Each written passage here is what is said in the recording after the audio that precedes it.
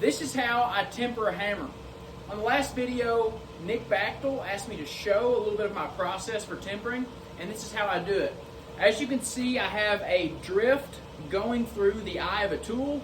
This is a drift that has just cooled down. So it was hot, so we're actually tempering this hammer by adding this hot material through the eye, and that heat is dissipating throughout the tool. When I do this process, after I have a hot drift in the eye, I'll pick it up with a pair of flat bit tongs.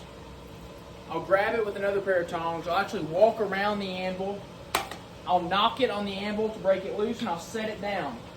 And then walk over to my fire, put the recently cooled drift down, and I'll pull a hot drift out of the fire, stick it in the eye, lift it up with the flat bit tongs, and put it in the hardy hole.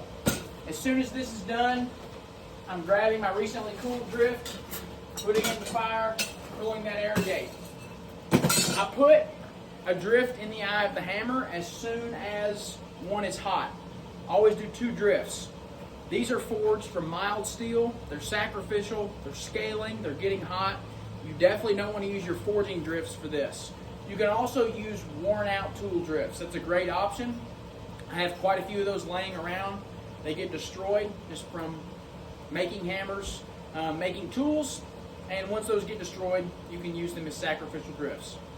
One thing I want to stress about tempering hammers, and this is something that I really emphasize in my classes, it's super important that you follow that step of grabbing with the flat bit tongs, lifting up, grabbing with these tongs, and then walking around to the other side of the anvil, knocking off and placing.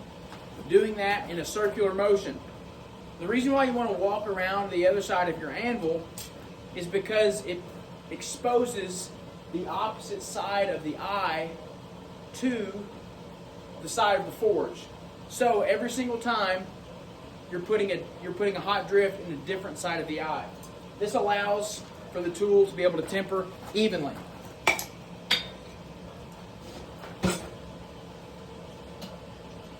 I'm going to exchange hot drifts in the tool, and I'm going to watch the faces of my hammer until it's that classic straw gold tempering color that we're looking for.